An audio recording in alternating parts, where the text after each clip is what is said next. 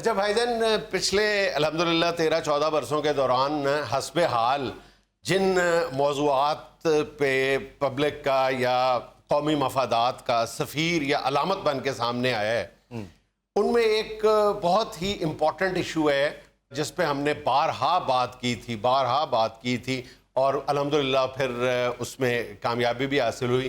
وہ تھی بیرون ملک پاکستانیوں کو ووٹ کا حق دینا. جی، قومی اسمبلی میں وہ جو قانون ہے اس کو ختم کرنے کے لیے بل بھیج دیا گیا. انتہائی افسوسناک جو صورتحال ہے کہ ایک لمبی طویل جدوجہد کے بعد بیرون ملک پاکستانیوں کو ووٹ کا یہ حق ملا تھا، جو ایک غلط پرسیپشن کی بنیاد پہ، ایک غلط خوف کی بنیاد پہ ختم کیا جا رہا ہے. وہ غلط خوف کیا ہے؟ جی، وہ غلط خوف یہ ہے کہ شاید بیرون ملک پاکستانی جتنے بھی بیٹھے ہوئے ہیں وہ سارے پی ٹی آئی کے ووٹرز. یہ میں نے باقاعدہ اس پہ ریسرچ کی ہے. کم و بیش 70 لاکھ کے قریب اوورسیز پاکستانی رجسٹرڈ ووٹر ہیں. ٹھیک ہے، اور اس میں یہ سمجھتا ہوں کہ اس میں نون لیگ سے یہ غلطی جو کروانے والی فورس ہے وہ پیپلز پارٹی ہے. میں باقاعدہ آپ کو اعداد و شمار سے بتاتا ہوں کہ یہ اس کے اثرات کیا، اس کے منفی اثرات کیا مرتب ہوں گے. پیپلز پارٹی کے بہت لوگ ہیں باہر کے. میں یہی عرض کرنے لگا ہوں. میں نے باقاعدہ اس پہ کچھ کام کیا ہے. اچھا، بالکل غلط باتیں پھیلائی گئی ہیں. اچھا، کئی غلط باتیں جو ہے نا وہ خود پی ٹی آئی نے بھی پھیلائی ہوئی ہیں. پی ٹی آئی کہتی ہے کہ جناب ہمیں بڑا فرق پڑے گا، یعنی مثبت انداز میں فرق پڑے گا. ہر حلقے میں 50-50 ہزار ووٹ ہے، یہ ڈیسائسو ووٹ ہو جائے گا جو 15 سے 20 ہزار ہے، اور اس طرح کے کوئی 26-30 حلقے لے کے پھر رہی ہے پی ٹی آئی کہ یہ ہم جیت جائیں گے. یہ ساری باتیں جو ہے نا یہ مسکنسیپشنز ہیں. کسی کے پاس صحیح ڈیٹا نہیں ہے جس کی بنیاد پہ یہ خوف جو ہے وہ اس کا عمل دخل ہو گیا اس سارے عمل میں، اور یا خوش گمانی جو ہے پی ٹی آئی کی وہ ٹھیک ہے یا غلط ہے. ذرا دیکھا تو جائے نا کہ معاملہ ہے کیا. 70 لاکھ بھائی جان ووٹ ہے اوورسیز پاکستانیز کا. ٹھیک ہے، اس میں 60% جو ہے نا ان کا تعلق 20 اضلاع سے ہے. ان 20 اضلاع میں کون کون سے اضلاع آتے ہیں؟ ان میں سر فہرست سب سے زیادہ ووٹ پتہ ہے کہاں کا ہے بیرون ملک پاکستان؟ لاہور کا. سب سے زیادہ. تو لاہور میں زیادہ ووٹ کس کا ہے؟ کس کا؟ نون لیگ کا. اچھا، پھر جو لاہور کے بعد گجرات کا بہت زیادہ ووٹ ہے. ٹھیک ہے، پنڈی کا، سیالکوٹ، گجرانوالا، اسلام آباد، کراچی ایسٹ، پھر Karachi central, D G Khan, Peshawar. یہ 20 اضلاع میں سے چند اضلاع کا میں نے نام لیا ہے جن میں 60% جو ہے وہ ووٹ ہے. اچھا، 20 اضلاع کی جو کل ملا کے سیٹیں بنتی ہیں قومی اسمبلی میں وہ بنتی ہیں 90 یا 91. جی ٹھیک ہے. اب 91 سیٹیں جو ہیں ان میں 60% ووٹ جو ہے اس کا ارتکاز ہے. ٹھیک ہے، اور باقی جو 181 کے قریب نشستیں ہیں ان میں تو ہارڈلی جو ہے وہ بیرون ملک پاکستانیوں کی تعداد جو ہے وہ 5 سے 10 ہزار کے قریب ہے. ٹھیک ہے، اور ووٹ کتنا کاسٹ ہوگا؟ ٹھیک ہے، اور پھر وہ ڈیسائسو فیکٹر کیسے ہو گیا؟ جی. اور میں اس لیے بار بار یہ کہہ رہا ہوں کہ یہ کل آپ نے سنی ہے آصف زرداری صاحب کی جو پریس کانفرنس ہے، وہ انتہائی مطلب انہوں نے بیرون ملک پاکستانیوں کا ذکر جس طرح لاؤبالی انداز میں کیا ہے، بلکہ sorry to use this word, بڑی حقارت کے ساتھ کیا ہے کہ ان کو بھی دیکھ لیں گے، ان کے لیے ہم اسپیشل سیٹوں کا بعد میں ارینجمنٹ کر دیں گے. ووٹ کا حق دے نہیں رہے آپ اور اسپیشل سیٹوں کا بعد میں ارینج کر دیں گے. ووٹ کا بنیادی حق، یہ دنیا کے 107 ملک اپنے شہریوں کو ووٹ کا، بیرون ملک مقیم اپنے شہریوں کو ووٹ کا حق دیتے ہیں. 107 ملک، اور باقی کئی ملک ایسے ہیں جو کچھ شرائط کے ساتھ دیتے ہیں. پھر جی وہ غریب ایک بہانے تراشے جا رہے ہیں کہ جناب وہاں پہ سفارت خانوں میں ہمارے پاس وسائل نہیں ہیں، سفارت خانوں میں بھیجنا ممکن نہیں ہے.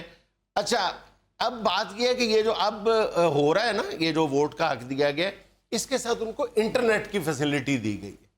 دنیا کی کوئی طاقت جو ہے وہ اس میں دھاندلی نہیں کر سکتی. جی ٹھیک ہے، اور یہ سوچ لینا کہ یہ جو کوئی پتہ نہیں 25 ہزار ووٹ ہر حلقے میں پی ٹی آئی کا بڑھ جائے گا، کیسے بڑھ جائے گا؟ مجھے بتائیں نا کہ ان اضلاع میں کیسے آپ کہہ سکتے ہیں کہ جناب پی ٹی آئی کی اکثریت ہے اور ہر حلقے سے جو ہے وہ پی ٹی آئی کے 25 ہزار ووٹ نکل کے سامنے آ جائیں گے؟ یہ بالکل ناممکن ہے.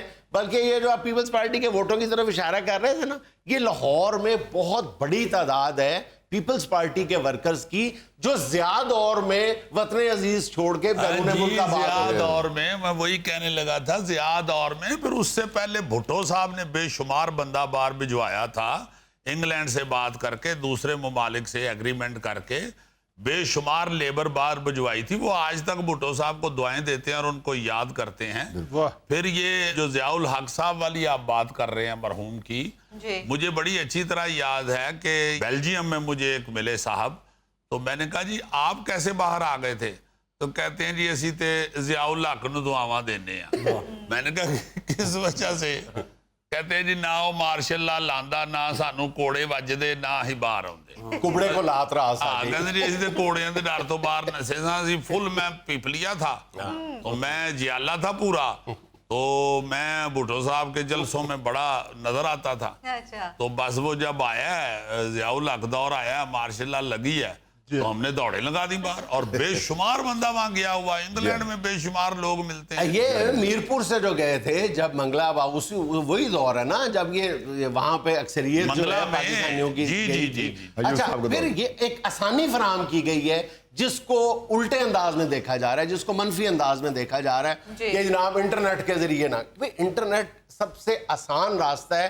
پوری دنیا میں لوگ جو بیرون ملک آباد ہیں, ان کے شہری آباد ہیں, ان کو باقاعدہ پروموٹ کیا جاتا ہے کہ یار آپ ووٹ ڈالو, بلکہ ان سے اپیل کی جاتی ہے کہ الیکشن کے دنوں میں دوسرے ملکوں میں نہ چلے جائیں, اپنے ملک میں واپس آئیں. ہمارے ہاں بھی ایک بہت بڑی تعداد ہے جو ووٹ ڈالنے کے لیے آتی ہے, لیکن جو نہیں آتی اس پہ بھی سوچنا چاہیے کہ یہ ووٹ ہمارا ضائع ہو رہا ہے, اور جو ووٹ ضائع ہو رہا ہے ان کی کنٹریبیوشن کیا ہے اس ملک میں. ان کی کنٹریبیوشن یہ ہے اس ملک میں کہ یہ ملک چل ہی ان کے پیسوں پہ رہا ہے. یہ اگر ایک مہینہ پیسے نہ بھیجیں تو ہم ڈیفالٹ کر جائیں. 31 ارب ڈالر بھائی جان پاکستانی بھیجتے ہیں ہر سال, 31 ارب ڈالر. ہماری ٹوٹل ایکسپورٹ پتہ کتنی ہے؟ 25 ارب ڈالر. اور وہ ہماری ایکسپورٹ سے زیادہ بھیجتے ہیں. اگر خدا نخواستہ اللہ نہ کرے کہ اگر یہ ووٹ کے حق سے محروم کر دیا جاتا ہے ان پاکستانیوں کو, اور وہ یہ پاکستانی ان ریٹیلیشن یہ کہتے ہیں کہ ٹھیک ہے جی ہم پھر یہ بینکنگ چینل کے ذریعے یہ پیسہ نہیں بھیجتے, ہم ہنڈی کے ذریعے بھیجتے ہیں, آپ ہمیں ووٹ کا حق بھی نہیں دینے کے لیے تیار, تو ہم یہ بینکنگ چینل سے پیسے نہیں بھیجتے, تو وطن عزیز جو ہے وہ 31 ارب ڈالر سے محروم ہو جائے گا, جہاں پہ ہمیں 1 ارب ڈالر کی بھی شدید ضرورت ہے. ہمارے لیے وہ 1 ارب ڈالر بھی لائف لائن بنا ہوا ہے. کے ذریعے تو پھر لا قانونیت ہو جائے گی نا. مگر یہ ہے کہ یہ لوگ جو ہے نا جی, یہ دھیان نہیں دے رہے. پیپلز پارٹی نے دھیان نہیں دیا, جدھر سے دھیان چھوڑا ہے پیپلز پارٹی کے ووٹ کم ہوئے ہیں. جس طرح آپ سندھ میں جائیں, میں جاتا رہتا ہوں کراچی, تو وہاں پہ بے شمار لوگ یہ کہتے ہیں کہ کاش ہمیں شہباز شریف مل جاتا. ان کی جو سڑکوں کی حالت ہے, جو ان کی پوزیشن ہے وہاں پہ, تو نون لیگ وہاں کیوں نہیں پہنچ سکی؟ انہوں نے ادھر دھیان ہی نہیں دیا. مجھے خود ایک بڑے ذمہ دار عہدیدار نے نون لیگ کے نے بتایا کہ جی ہمیں پوچھتا ہی کوئی نہیں, ہماری پارٹی میں ہمیں کو پوچھتا ہی نہیں ہے. تو آپ جدھر محنت کریں گے, جس علاقے میں محنت کریں گے, جس جگہ پہ آپ یہ چاہیں گے کہ ہمارے ووٹ قائم رہیں یا بڑھیں, تو وہ کب بڑھیں گے لازمی ظاہر ہے.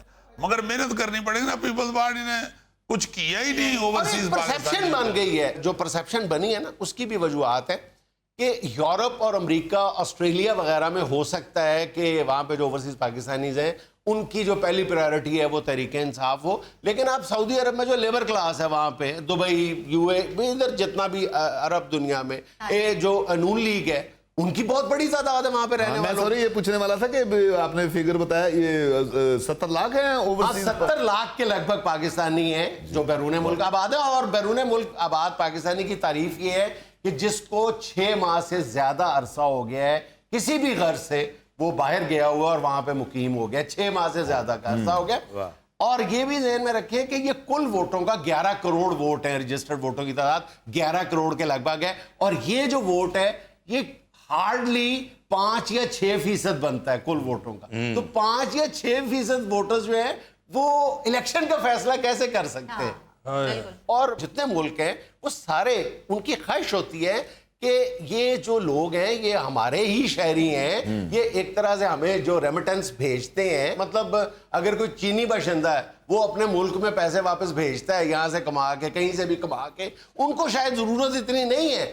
ہمارے لیے تو یہ ڈالرز جو ہے, یہ جو ریمیٹنس ہے, زر مبادلہ ہے, یہ ہماری ریڑھ کی ہڈی ہے, اور اس کو ہم ریڑھ کی ہڈی خام خواہ نہیں کہتے. پھر سب سے بڑی بات یہ ہے کہ یہ جو بیرون ملک پاکستانی ہے نا, یہ ہم سے کہیں زیادہ وطن عزیز کے بارے میں پریشان رہتے ہیں. چھوٹی سی بات پہ آپ کو فون کرنے شروع کر دیں گے, آپ سے پوچھیں گے, دلچسپی لیتے ہیں, فکر مندی کا اظہار کرتے ہیں, رونے لگ جاتے ہیں جس چھوٹی طرح چھوٹی آپ بات کا پہ. بچہ کوئی باہر ہے تو آپ اس کے لیے زیادہ پریشان ہوتے ہوں. ایویں کہے کہ مینوں 95 بخار ہو گیا تو سانو اتنے پسوڑی پی جاتی. بالکل اللہ 95 بخار نہیں ہوندا, بندہ ٹھیک ہوندا ہے.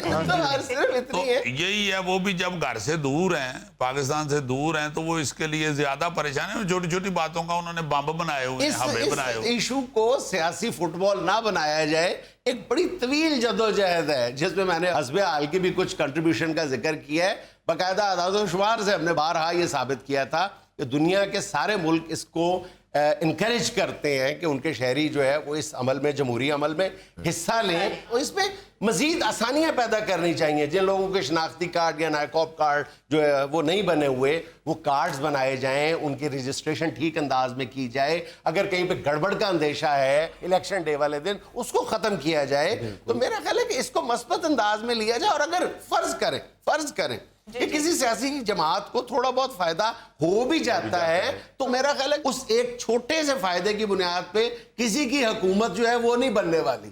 یہ اگر کوئی سمجھتا ہے کہ اوورسیز پاکستانی کو ووٹ ملنے سے کسی کی حکومت بن جائے گی, تو یہ بہت بڑی خام خیالی ہے. اس لیے میرا خیال ہے کہ اس پہ مطلب کشادہ دلی کا مظاہرہ کرنا چاہیے, اور اس ایلیمنٹ کو اپنی سوسائٹی کا جو آپ کے لیے بہت زیادہ فکر مند ہے, آپ کے لیے کنٹریبیوٹ کرتا ہے آپ کی اکانومی میں. یہ رواج آتا جا رہا ہے نا جی پاکستان میں کہ جو نئی حکومت آتی ہے وہ پچھلی حکومت کے سارے اقدام فیل کر دیتی ہے کہ یہ نہیں ٹھیک.